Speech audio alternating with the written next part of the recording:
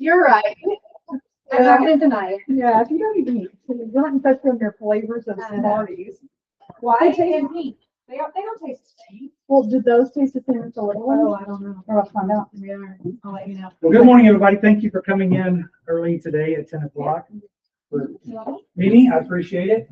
There's Rachel. Hello, Rachel. We can see you. Are you getting your picture on? Good to see you.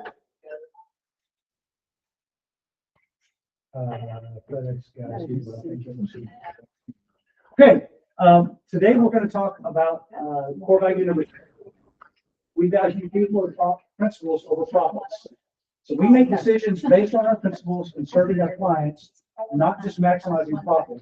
In the end, it's about accomplishing our bigger mission, not making a quick buck at the expense of people. This is something that Jimmy and the leadership team talk about quite often on kind of the corporate side, as far as like the people that we try to keep with us. It's very important to all of us that the right people are in the right spot. And we prefer that over just making a quick buck. We don't ever, 6 Ave doesn't ever try to do that way. I'm going to give it to Ryan early today, let you talk what you got going. Everybody knows Ryan Stewart, and he's fantastic to work with. I work with him quite often, and love Ryan. Well, good morning. I'm glad. Thank you, Brian. Good morning. Good morning. Glad everybody got the taco. And I am Ryan Stewart with New American Funding. I think you all probably do know me. So I just kind of want to talk a little bit today. I'm going to touch on 3 quick products, but more importantly, just kind of wanted to give a brief overview, kind of obviously where the market is, what's going on. You probably are aware of it if you follow it, but obviously rates have had a little bit of a, I'd say a whirlwind month as of late, and that's really because back in September, the Fed lowered their rates, which doesn't necessarily always affect mortgage rates because mortgage rates are out of the bond market, but the bond market did respond and actually saw mortgage rates tick up a little bit. Actually, just kind of give you one of those moments in time where you call a client and go, hey, you should do this right now, and they go, no, I want to wait. It was literally Tuesday, Wednesday of that week. And I called the client and said, hey, you need to refinance. I can get you a 6 today, no points, we're done. She locked us at 7.125 last year. She goes, no, I want to wait because I hear we're going to lower. And I was like, Linda, please just trust me on this. She's like, no, let's give it a couple. Okay, we'll give it a couple days. By Friday, I was like, it's gone. It was like 6.375. It just doesn't make as much sense. It was a big savings. So sometimes when those moments happen in time, it really is a probably, hey, let me lock your loan right now. Anyway, so rates have had a little bit of dance around. Right now, we're about a 6.38. That's where we closed yesterday on a conventional loan. You do see FHA and VA kind of bouncing right around that 6. For good qualified borrowers, we are seeing a price in the 5s. So but I think that's the magic number, right? Once we really get to a solid where FHA is probably like 5.85 every single day, I think that's where we're going to see the mind shift happen of buyers and sellers kind of go, okay, now it feels like that's a market I can jump back into. And I think that's been some of the hesitation. But there's a lot of mental game going on right now. We were talking about that a little bit this morning, is people are a little bit worried about, obviously, government shutdown and what does that look like. Specific parts of the industry are worried about what's going on in our economy, what's our government doing. There's whole segments of the population that are impacted from work, from, all different kind of aspects of what's going on in the economy. So the government shutdown is going to have a lot because Ryan and I are talking about next week should be the new jobs report, which tells us, whether or not we're creating jobs or losing jobs in the market. Well, if the government continues to stay shut down, we won't have those reports in time. So that's going to even delay further either good or bad news that we may have on the rate front coming up. So it's just kind of a weird time. Like we're all sort of in that limbo waiting. But what I tell borrowers too is it's still a great time to get out there. There's still things like rate buy downs. There's still options. You still want to shop your insurance really hard, that kind of stuff to make it more affordable. So on that, I did want to talk really quick about 3 programs. We have a lot. If you haven't worked with New American Funding in the past, really the only thing I don't think we do well, and I'll just be rough on it, is land loans. And that's just because land is not something that's something that the bank does better. So, but outside of that, your conventional FHA, VA, USDA loans. We have one-time closed construction loans for all of those segments as well. We do non-QM stuff, which probably more this year and even last year, more than some years in the past. People aren't qualifying on the normal tax returns or W-2. They need alternative ways to qualify. So especially if you've got a self-employed borrower, maybe out there that knows they had a business for a couple of years, and maybe they just write everything off their taxes. Some of you just agents probably do that too. Non-QM loans like bank statements, 1099 and P&L loans are a great way to get them qualified. And the rates are a little bit higher than the traditional conventional, but you're not going to have PMI on those loans either. So you kind of got a trade-off. So you really have to talk to clients like that. But again, if you got self-employed borrowers, let me know because we got a great breadth of non-QM stuff.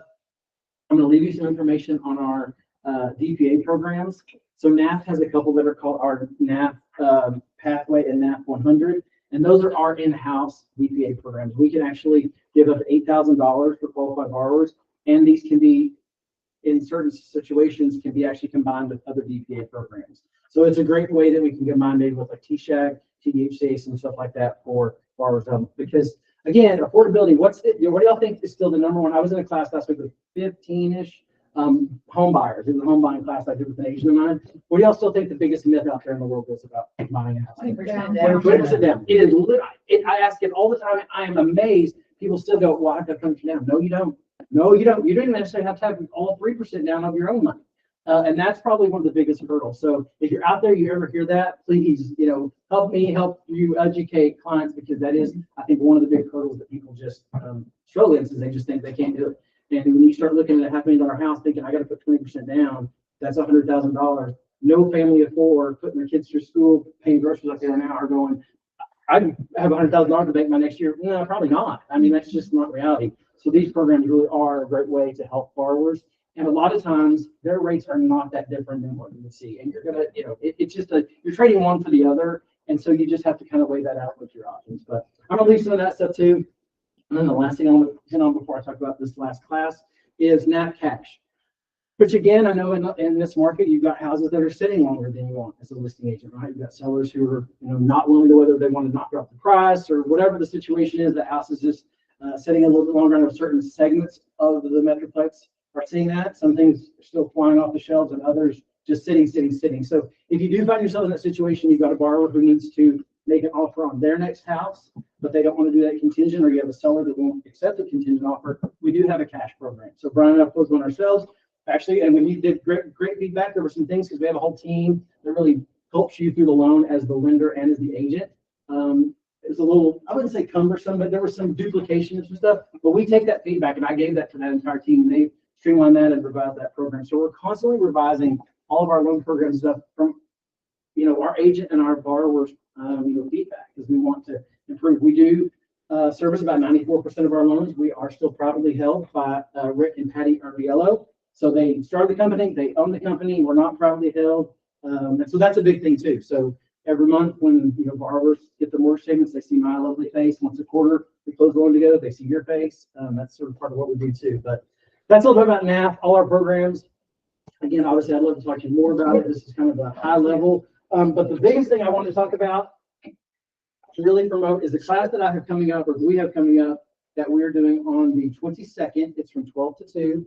It's at Tarrant Roofing's office, so if you've ever been in an event out there. It is all about credit and credit scores, how to use them, and financial wellness. So that, again, I would say is one of the biggest hurdles I see for people buying houses, especially in this market, is credit. Credit has taken a hit.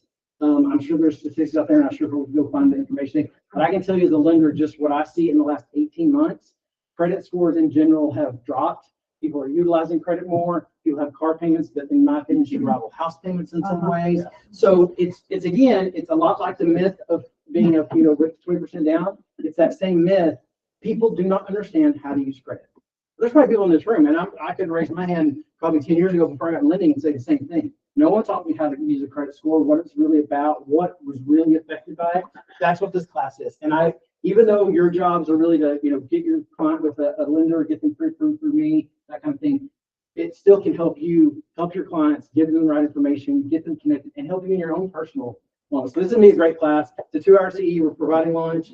It's $15, but I would love for you to come. So I'm gonna leave that information. But that's kind of a brief overview of New American Funding. Myself, I do live in Weatherford.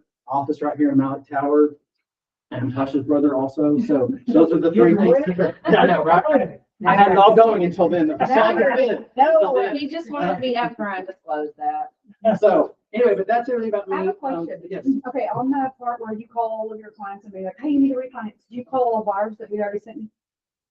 If I close the deal with them, I will look at them depending on where the rate is. Because Okay, all I do is I take my entire pipeline for the last 2 years. Yes. And I say, okay, who has seen a I actually looked at anything that was about a 3/4 point, whatever, or more, decrease. Cause I To see if forget how they could much save. they. I don't know, I go through it and look at Okay. it, but here's the other thing too, and I don't remember all of ours. So Right, it's okay. But if they were like DPA clients and they have a 3-year forgiveness, probably don't want to refinance right now. So even though rates might They move, have to stay in yeah, it for stay in 3 for those years. 3 years. So there's a lot of those that I had to call that group out and say, okay, we're gonna have to wait a little bit for them. So I have gone through my. Okay, I sent a girl to you that told me she has an 8% loan.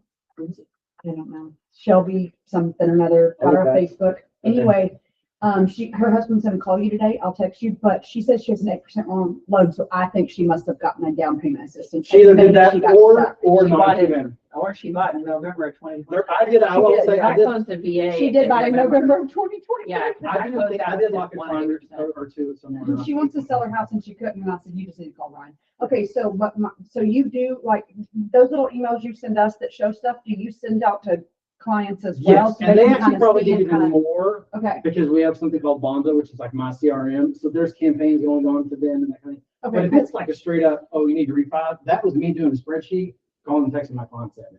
okay. That's not even up to automate. That's like me, hey, Linda, this is a good time. Do you want to wait? Are you sure?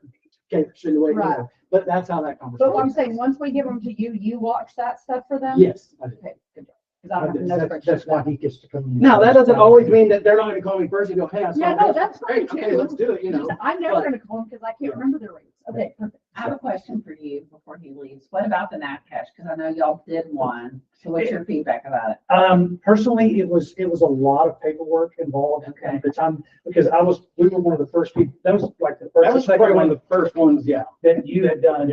And so it was a little bit cumbersome, but I gave them the feedback because it was, I had too many people, I had too many cooks, chefs in the kitchen.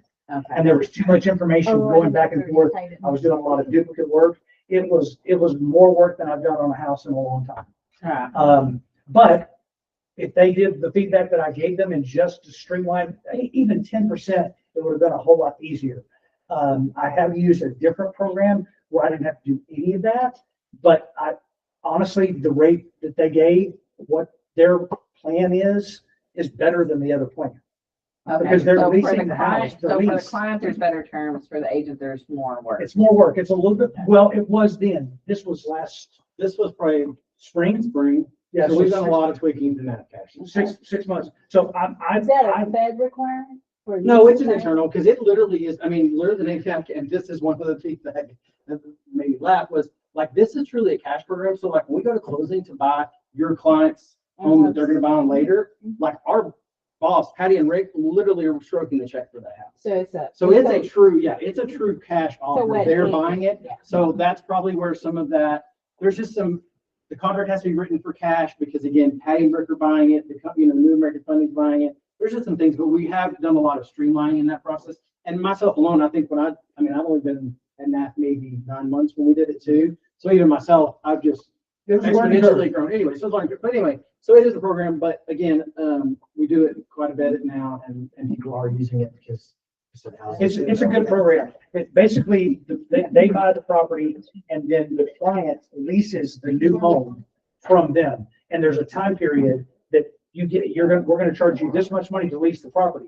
Well, if you're doing your job on the listing side, as soon as you get them under contract on their new home, you're putting the old home on the market, pricing it to sell because you want it to go quick. That way you don't have cost them a lot of money on lease fees.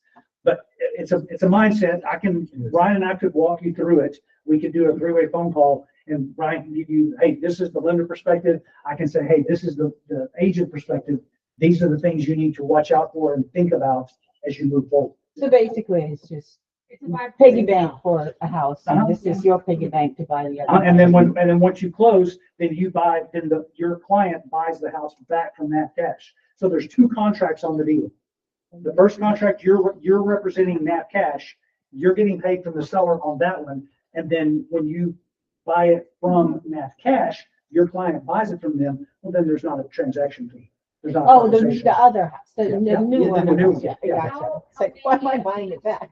How many of these can y'all afford to do? Like you have plotted out only. I'm good. I don't even think that's probably, I'm not saying that anyway. That's never even come up, so I have no clue. I mean, we have over 700 billion in servicing, so I'm assuming we're probably pretty liquid. I mean, just based on our servicing portfolio alone. I mean, I'm sure Rick and Patty's pockets are somewhat deeper. Probably this.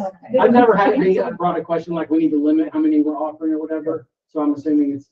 As long as it hits the appraisal. Because here's the other thing too, they're moving fast too. I mean, these houses we're not holding on to them. I mean, it's a 60, 90-day turn time, just so your seller's not missing out on the potential of buying their dream house.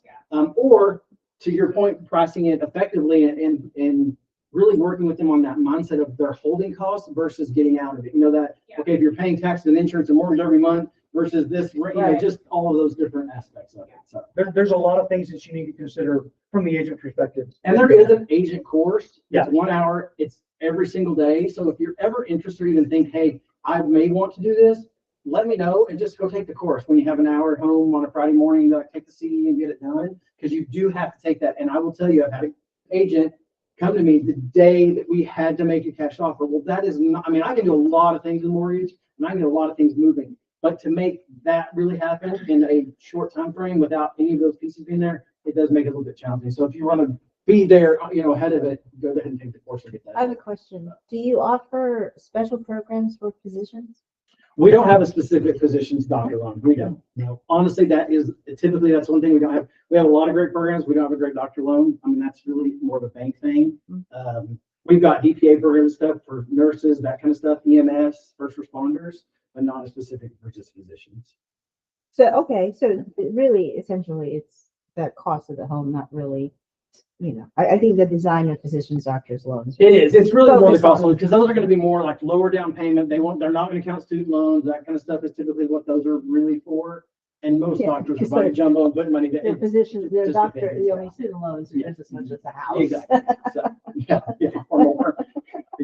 Thank you, Ryan. Absolutely. Thank you. So don't mind if I leave some of this. Okay, thanks, Tasha, or you can toss it whenever, but definitely the 22nd, if you guys have a chance to come to that class, I think it's gonna be great.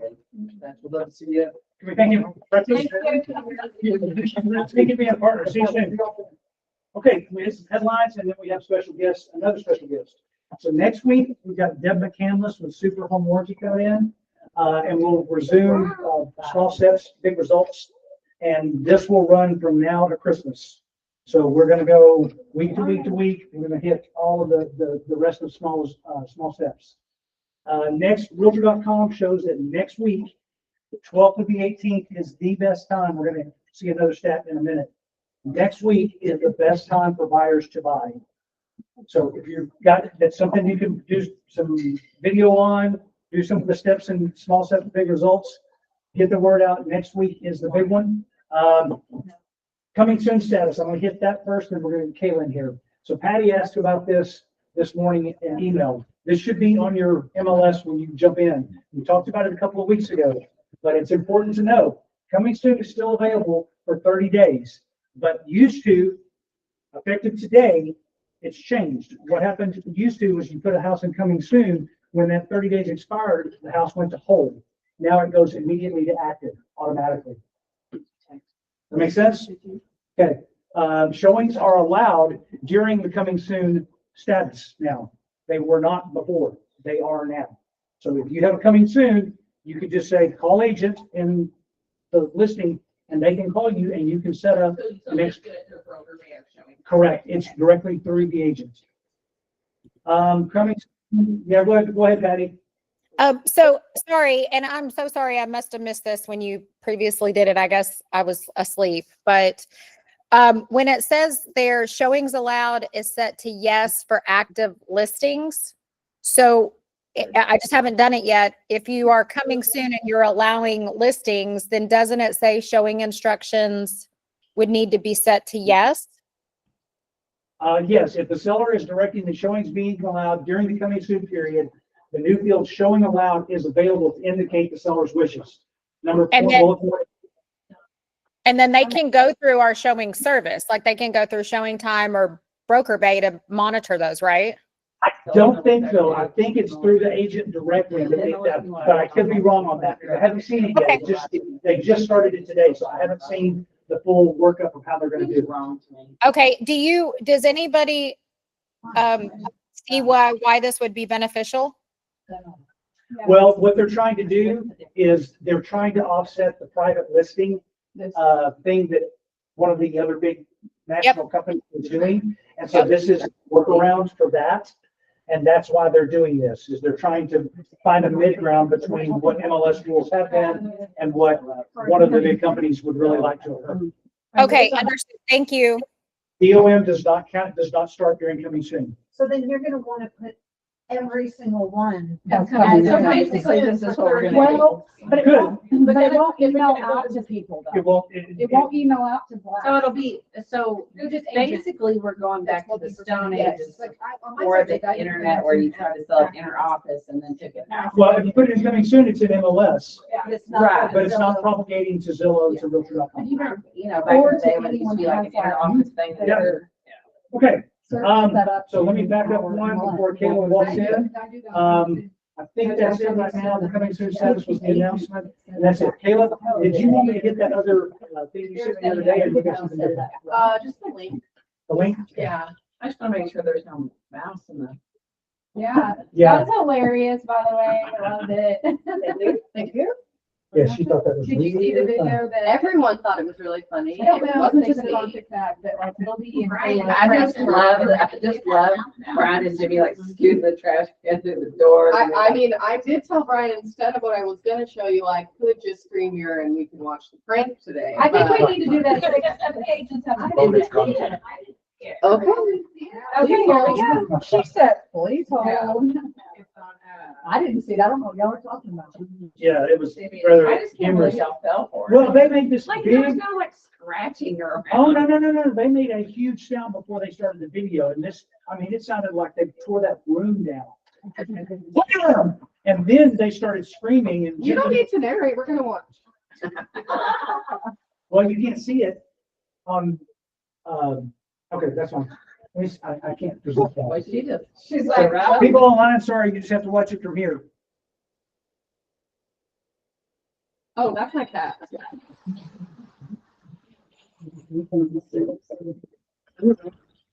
Oh my God, what happened? Oh my God, oh my God, Thanks, Brian. what the fuck, Lauren? Sorry. What the fuck just happened? Oh my God, I think Lauren's got a mouth. Oh my God. Oh. Oh my God, I just had a heart attack. Wait, is it in there? Are you sure? Oh my God, oh my God, Jimmy. R.I.P. Wait. Oh my God, I was trying to be inconspicuous with my. Oh my God, I'm shaking. I'm literally shaking right now. I can't kill it. Oh my God. Oh my God, guys, I'm literally shaking.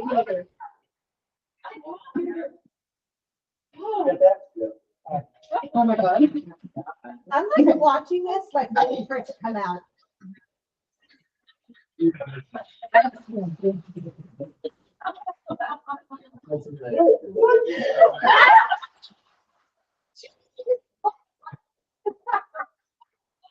Anyway, so that's what we do at a leadership meeting. I'm watching that as if the mouse is. I thought you saw the mouse go in the.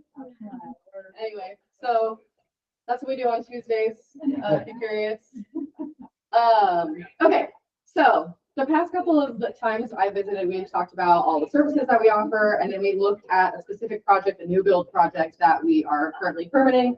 But today, I kind of wanted to show you a project that's probably more similar to what y'all might be working on or what your clients might be wanting, and that is going to be like a remodel and addition. This one actually is, yeah, both. We did bring this project to us from a realtor, so it was truly like, we have a client, they're purchasing this home, they want to remodel it, they want to add to it, boom, boom, bam.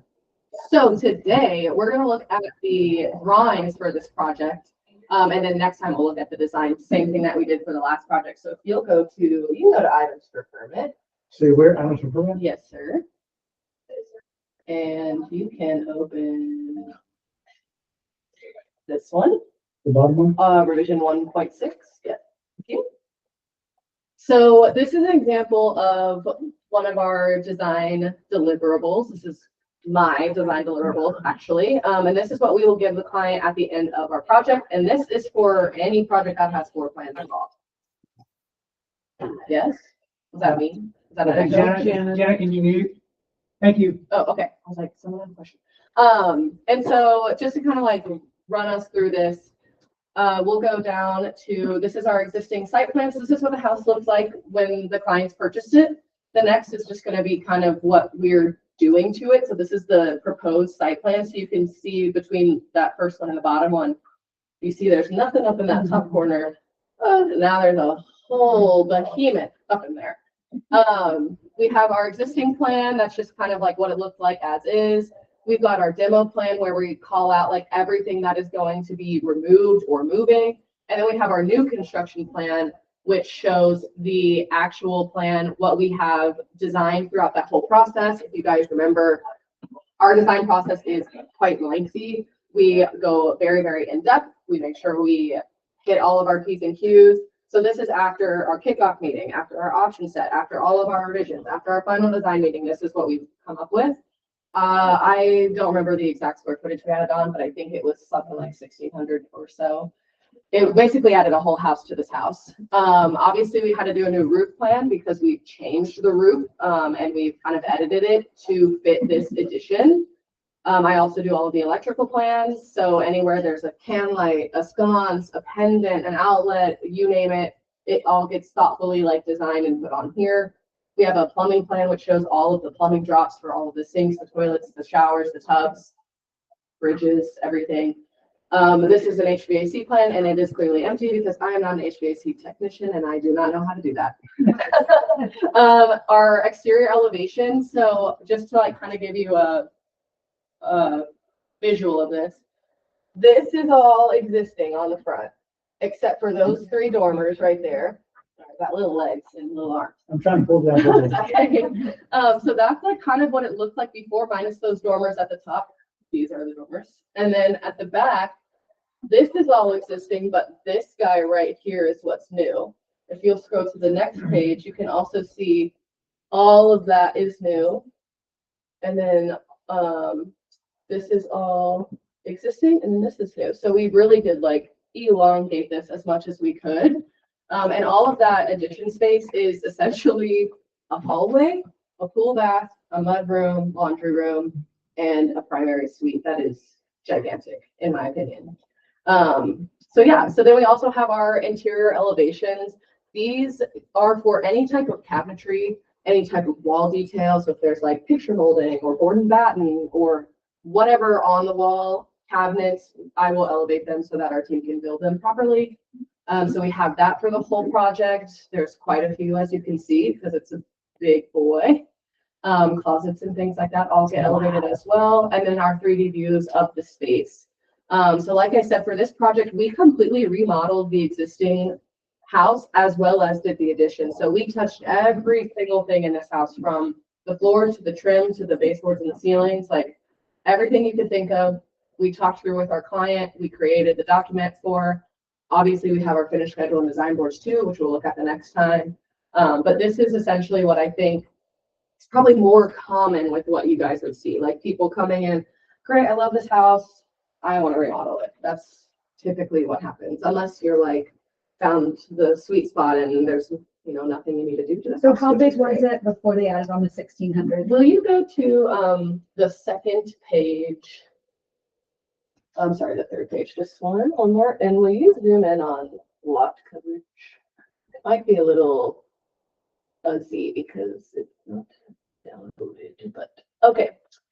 I'm getting there. No, you're fine. You're fine. So the total main house is 3,882. Wow. And I believe I added on 1,600 or so. So that is a really good job. Oh yeah. Yeah, it was a big boy. 3882, Or we can actually go, will you scroll back out? it's 1420 is the added space, so now it's 5302. I don't believe that is what telling you what you think it is. Okay. Will you scroll back out? Uh-huh. And then we can actually, you think I remember, but you guys have like 25 projects, so I don't remember. Okay, that's 3882, and then go one more up. This one was 2289, 2209. That was the original site? Yeah, that's the original. 2269. Okay. 2269, and then this one you say is 3882. So That's total practically a new 3882. build. Yeah, Yeah. yeah, essentially. But yeah, we see this most, this is probably like 80% of our project is a remodel addition, opposed to the new builds that I showed last time. New builds are pretty rare, especially in Fort Worth, because if it's a new build, it's going to be urban infill where we like demo the house and build up new, or there's a lot that happens to be empty. But remodels, like I said, we do all of the time. That is majority of the work that we have in our wheelhouse. So that seemed to be more fitting for what you guys might need. Questions on any of that? I think this is gonna be a big thing going forward, It is. obviously, like, What in particular? well, I mean, granted, a ton of people have $200,000 in equity, right? Sure. So to upgrade, it doesn't make sense anymore in a lot of ways. Like for me, I wouldn't move. I'm like Right. double in my house. I want to move, but there's certainly things that I would want to do. Yeah. So I think the important thing is just us as agents going forward, being able to work with you and create that picture and make sure, we have a loan product that everybody can, because a lot of people aren't going to touch that rate, but then you're going to go and take like a home Yeah, equity. like if you- Yeah. Mhm. Yeah, so I think it's a big thing we probably need to push. And we actually do have quite a few loan companies that we work with. And so typically when a client does come to us and they're like, we want to remodel our home, but we need to take out a loan for it. Do you have any recommendations? We work with, I think, 3 that we work with all the time. So we also have that to provide a client if they need help securing that loan or like not knowing who to talk to. We can kind of gear them in the right direction for that as well. Yeah, I just think it's gonna be, I see the problems I'm running into with clients is that they need access to Fort Worth. They don't mind living out, but then it's getting so expensive, you can't go live in Palo Pinto County and drive to downtown every day. But they need different things. So I think the more the Metroplex spreads, the more you're gonna start to see the turnover. Absolutely. And we've got a team ready to go. Yep. Thank you, Kayla, for coming. And Appreciate Kayla, us as agents, like marketing to our clients, the more information you guys provide for us to be able to help our clients, the better, because it's really hard for us to remember and explain to them everything. So if you guys maybe come up with some like quarterly things that we can send out on our newsletters and send out on our social media so that we can remind our people that are our sphere what our brokerage can provide for them, because they're not going to think about an agent to fix their house. Yep, we We're actually going to have remind them. all of our design services we have printed out on sell sheets that you are welcome to take as needed. Okay. They're in the back bookshelves. There's everything from, I think, a little refresher, like a design in a day, which is like a 3-hour course, to the custom design services and everything in between. So if you did have a client that mentioned something, you could take that sell sheet, put it in your closing folder and give it to them, and they could read all the information there about what it includes, what the cost looks like, all that stuff. So you have that at your disposal already, but we can definitely look into other like marketing. I wonder if Jamie can start sending that out He does. and the emails. I mean, I know he's done a little bit of that, but like more of that. Yeah, Yeah. cool. Yeah, that's. Yeah. And I think to us being more strategic to highlight that. Yeah. I think in the last couple of years, it has always been a good idea, but I think it's really going to become a trend here. Yeah. Especially with the information you gave us last week about the fixer uppers, like the 3-fold Yeah. increase of people just, or we're not gonna make any more houses. No. Thank you, Kayla. Yeah, Appreciate you. absolutely. Thank you very much. Thanks for having me. Okay, industry updates, because I want to get to Bryan. I want to give him at least 20, 25 minutes, and we're pushing that right now. New thing came out from Trek, from TXR, about where you can put open house signs. So I'm going to leave this in here. We're not going to hit it hard, but if it's on a public street, it's officially off limits unless you have the owner's approval. Good to knock on the door or what? I'm sorry? You're gonna go knock on the door. Yeah. And then if the city or the zoning, whoever has that zoning there, ask you to take it down, and you don't do it within a reasonable amount of time, then they call me. So just want y'all to know that. I'm just gonna ask for forgiveness.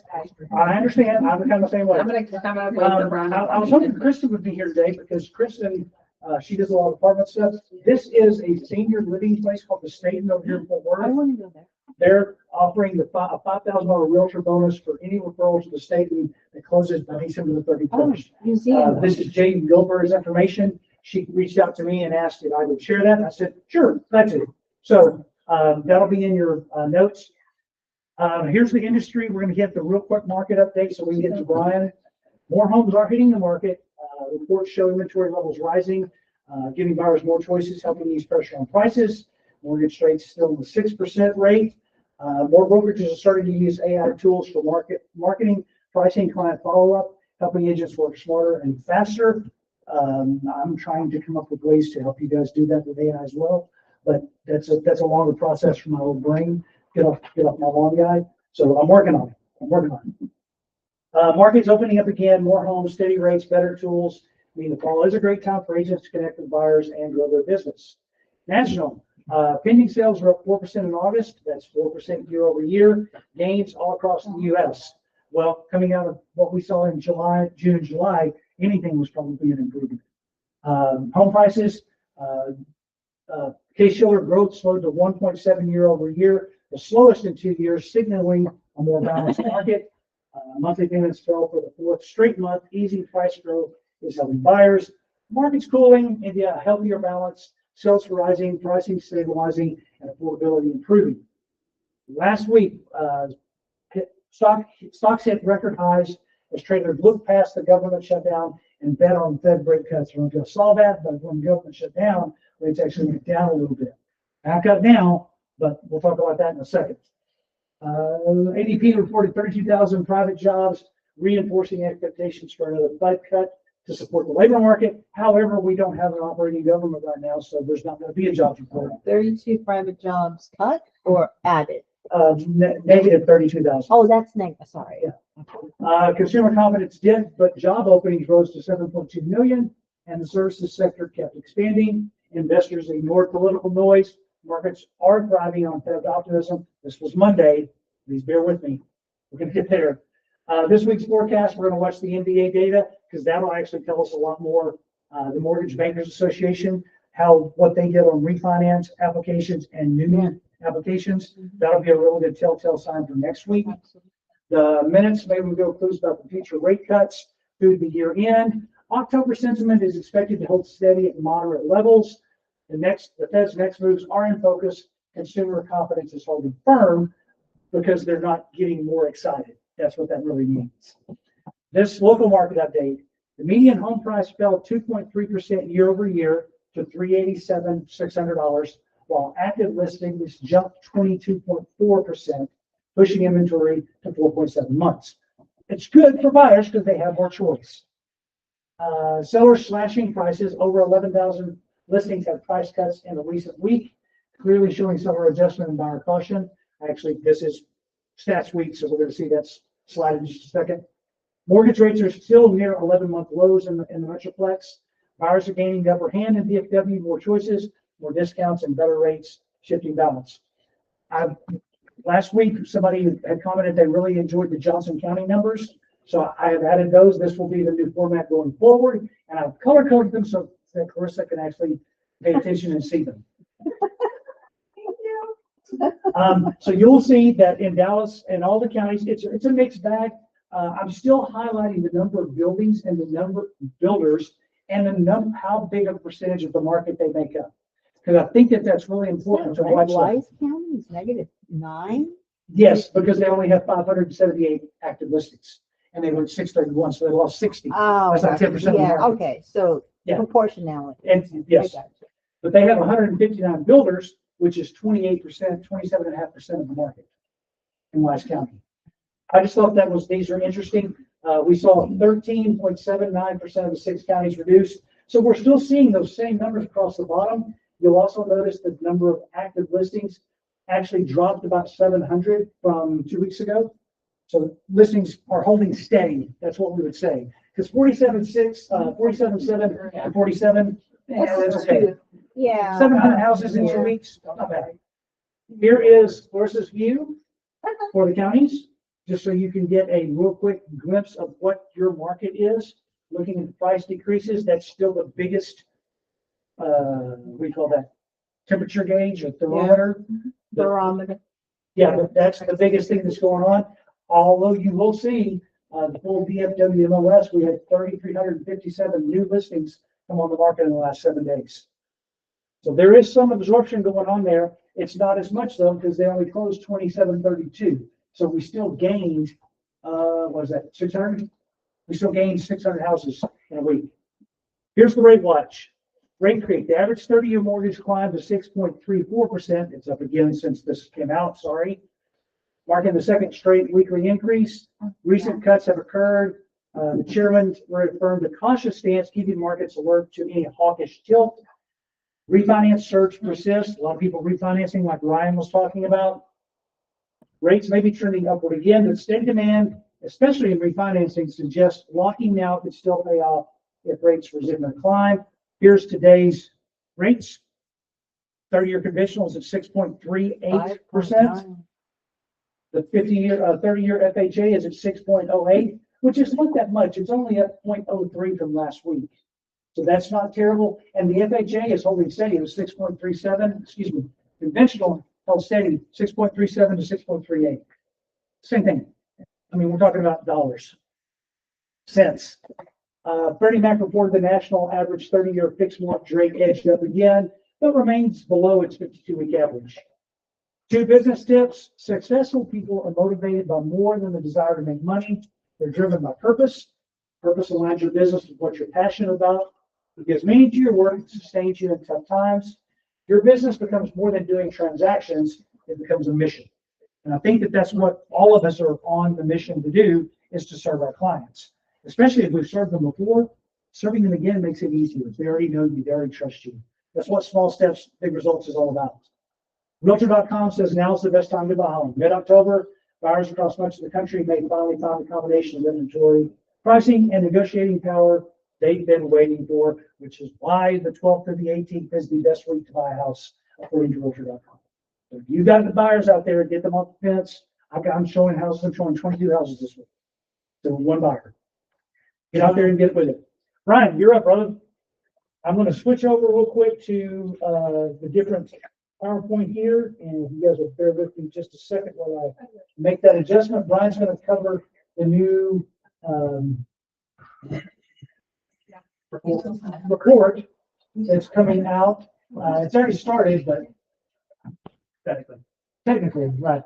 Let me go over here and there's some. Oh, wow, this is like Darwin level up. We're taking it on up. Look at the little typewriter guy. I love it. There you go, brother. Okay, that's your forward. Okay, and that's the back of it. All right, And so yeah, so things are evolving. It's a little bit of hurry up and wait we'll get to, but anyway, so yeah, we're not clicking on top writers anymore. We will be using our iPads. And Is it not flash forwarding? Let me hit a button real quick. That. Try now. yeah, there we go. Okay, so where are we coming from? I won't put you to sleep, but amazingly, so like the mortgage industry getting rolling in the 30s, basically just appraisers were just realtors who would just write a report. And then not till the late 80s did we really get a report form, the 1004 that we know now. The appraisal licensing board didn't even get rolling until the early 90s. And then 2011 is when they started really just capturing the data that's in the report and computerized it. I was amazed when I first got rolling as an appraiser, like before 2022, basically appraisers were rounding to a foot or a half a foot on measuring a house. Like we round to a tenth of a foot. Now that like the variance in GLA prior to 2022 is crazy. But so we're now on 2.6 is what we use now, but we're jumping to 3.6 for this new version. It's going to look completely different. So this is This is where we're like, there was some stuff before 2024. But we are here where let's see, yeah, we're into 2025. We're officially limited production, but little dark secret, I don't think there's a single software provider that's even able to produce a 3.6. Like the company I work for uses like one of those popular versions, and it's still just like a dummy test version. Like I can't submit a report to a lender on 3.6, even though we're supposed to be doing that. So it talks about like the old version is gonna go away by the end of 2026.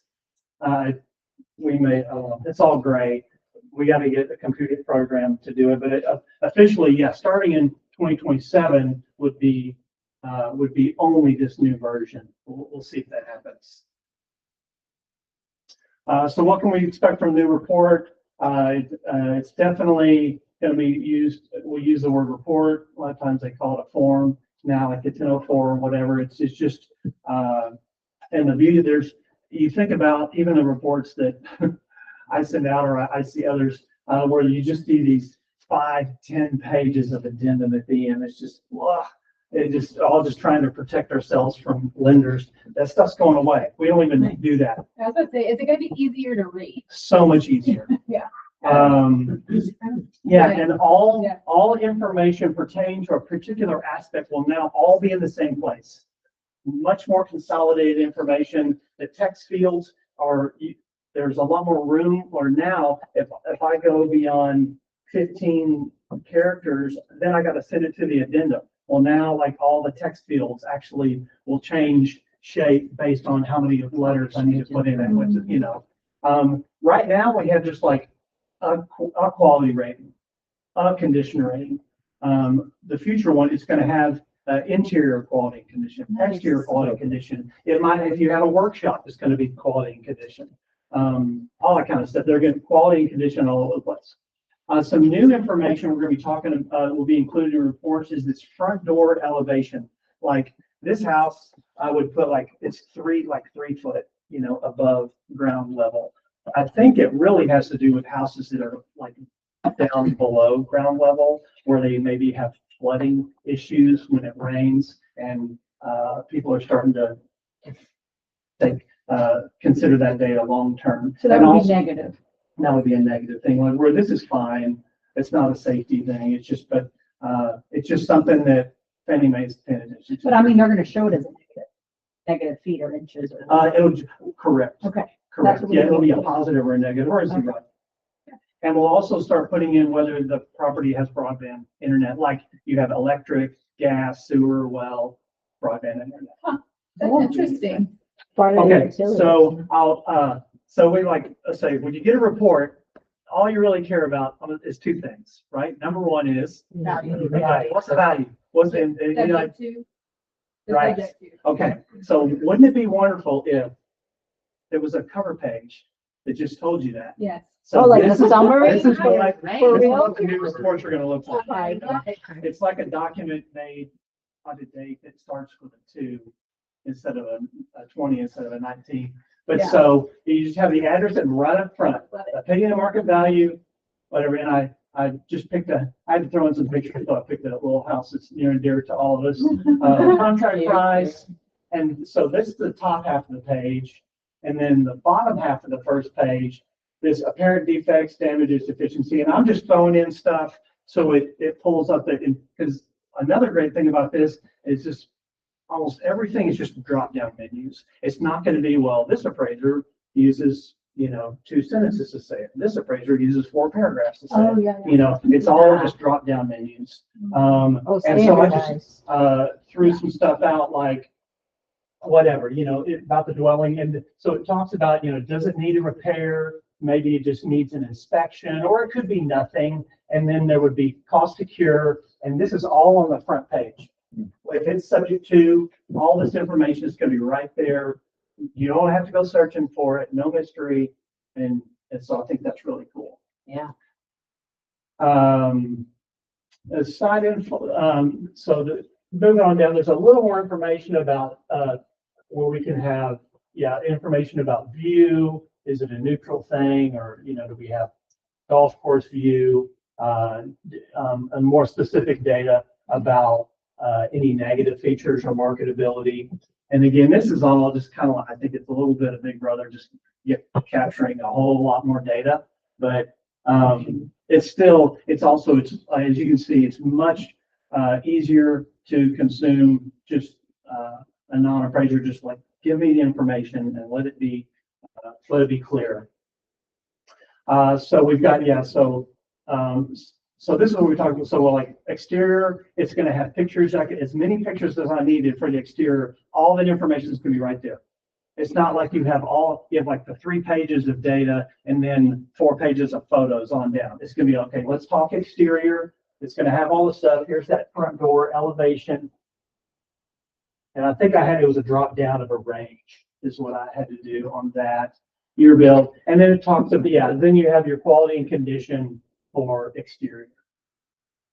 And then defects. Now this is all pulled, like the summary page just pulls all the deficiencies or damages and puts them all on the front page. But this would be right under that exterior where it's going to give you the specifics and description and all that kind of, there'll be the more content in there. This is more about just kind of showing you how the layout's going to be. Same thing, interior, it'll talk about, yeah, it's all the different rooms, typical wear and tear, or if it needs, yeah, you could have,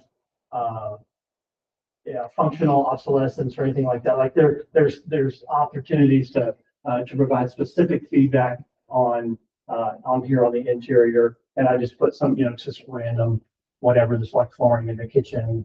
Doesn't affect the sound, this structural integrity, but it does need like a repair. But you'll have that very specific things with very specific either no repair or inspection or repair for the cost of care. Same thing for outbuildings.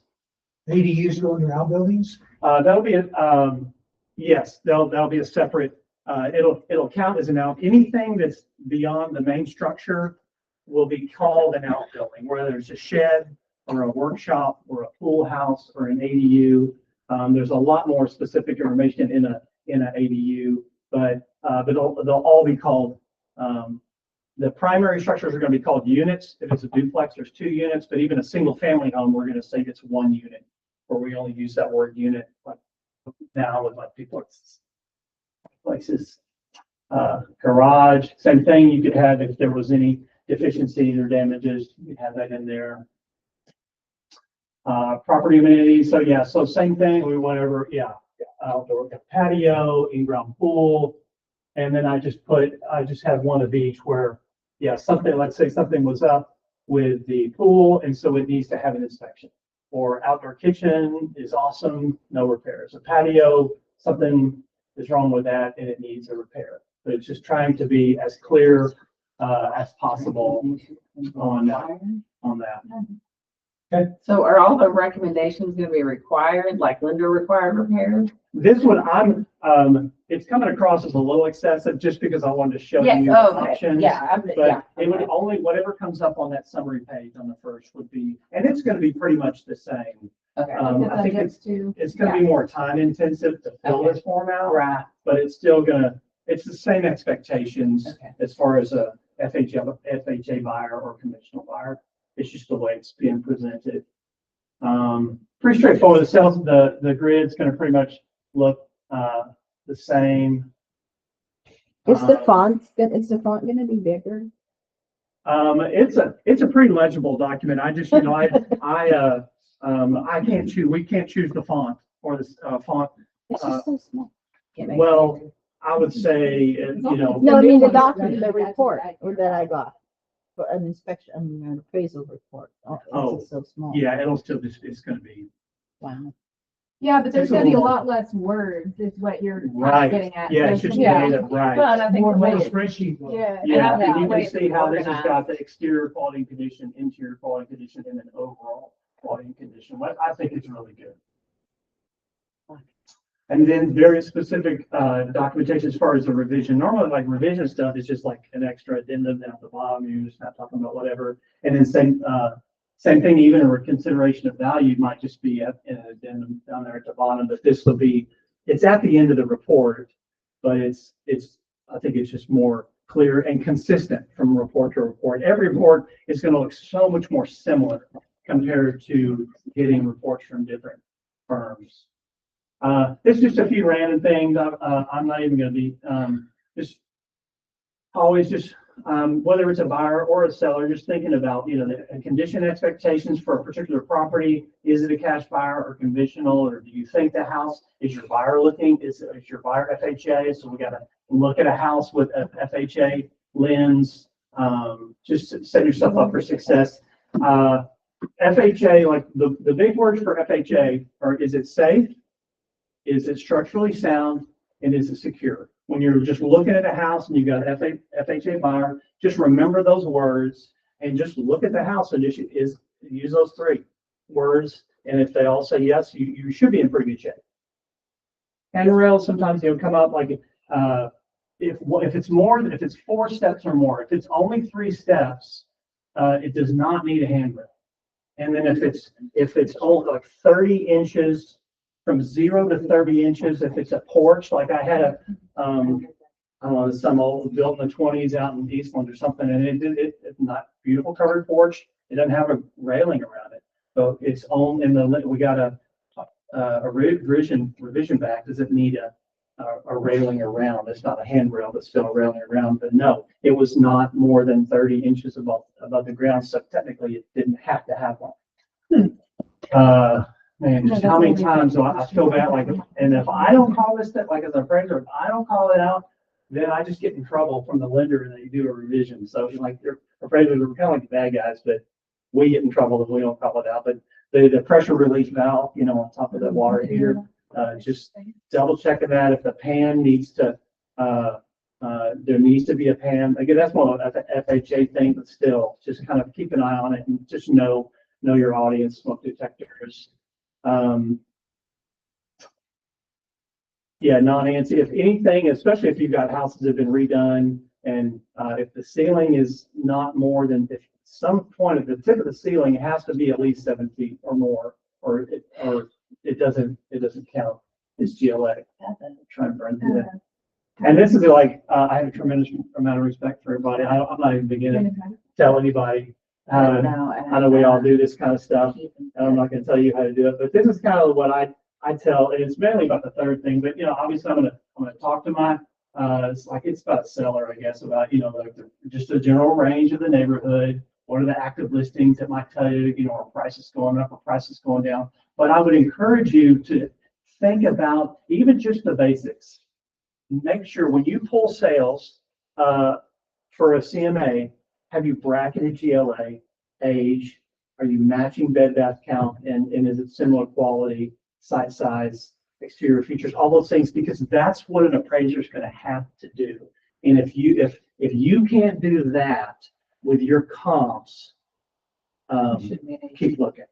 Yeah. Because the appraiser is going to have to, and just make it part of the conversation. It doesn't have to be the determining factor. There might be one where I only give like 5% in my weighted value, but I've got to include something. Just and make sure you, for unique properties, just have that set of strategic comps handy and send it to the appraiser. Don't worry if you think you're going to ruffle their feathers or like it, whatever. Just send properties. I'll do it. Even if they don't work, at least they have something to work on. Yes, and you know where they're coming from, because I can tell you how many times we're in a situation where we're just not getting value and we get a reconsideration and they just send the PDF of the CMA that the realtor sent, just provided, and it doesn't bracket anything. It's like, this is just one person's opinion, but it's like you think of a number, you're like, okay, I think this is the number for this house. And then you just go searching for sales to support that number. And then you just kind of get yourself in trouble. So just make sure you bracketed those things. As far as a new report, just be patient, because it's like they'll start talking about, like this new report's great and it's going to be coming, and then it's just going to take forever. Some software providers are behind schedule. Most are behind schedule. Mine is. That's normal launch. Yeah, and even for all the CE, like I took a CE back in San Antonio in April, and It's like, no one's using a computer software program. They're just talking general stuff about it. And we're not really seeing it in action. They're gonna take more time. There'll be a learning curve. It could be like delivery timelines. I say, appraisers are gonna want fees to go up, but we're all just bidding who can do it for the cheapest and fastest, so I doubt fees will go up. That's how it is. Yeah. Thank you, Brian. All right. Thank you for the insight. Really appreciate it. Uh-huh. When Brian and I started talking about this back in the early summer, we were just discussing, at least you guys seeing this information and knowing what's coming, because that's what we try to do. I mean, I try to prepare you guys the best that I can, and hopefully, the best that the office can. Let me go back to here. Maybe just present that. Pardon me when I jump around.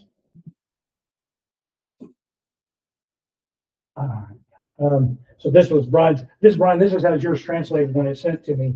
It came in without the blue. Oh, okay. So that's what's going to be in the, Yeah. yeah, it'll be in the presentation that way. But that's it for this week. So next week, we've got, Deb McCandless, is coming with Super Home Warranty, and we'll be here at 9:45. I have coffee ready for you. Deb will have some breakfast for you. And then we will actually go back to, small steps, big results. If you've noticed, we did password protect the backside again. I had it apparently unlocked for a while and I didn't realize it. We have a lot of proprietary information in there. I don't want to just give that to the general public. Right. So I'll put the password back in there. You guys know what the password is. It's been the same. It's in Slack. If you, Holly put it in there and I put it in there as well. But we can talk about that offline because we're not publicizing that on YouTube. But we're putting a lot of stuff on the backside. Don't forget to check out Goodreads as I find stuff. It's on there. I'm also working on having a site where it just has Brian's links, because I've got a lot of weird stuff that I've saved through the years, and I'm going to put those in there. This surprise anybody. Well, stuff like the But we pipeline view, appreciate it. the pipeline viewer. So if you're ever out looking at a property and there's this big wide area, and then there's electrical lines running down through there, you can pretty much guarantee there's a pipeline that goes underneath there as well. Pipeline. There are some people that will not buy because of the pipeline or of the electrical lines. It's good to know those things. There's also, when you're looking at gas wells, there's a gas well viewer where you can see where they sunk the gas well and then which way the angle went and how far it went. So you will know, like if you're buying a house and you're expecting the minerals, if there's a line underneath there, they probably sold the minerals. That's just something, that was a big deal 10 years ago. We dealt with the minerals a lot. People were selling the minerals for $10,000, for more than that sometimes. And now people don't really get it because they're pretty much used up. So, but those are the things that are going to be on the backside, and I just want you guys to have access to them. Thank you for your time today. Thank you for coming. Thank you to everybody that came yesterday for pictures. I think they turned out great. That was fun. So we will see you guys next week. Take care. Goodbye. Hey, so Brian, so your new software, is in a beta test, so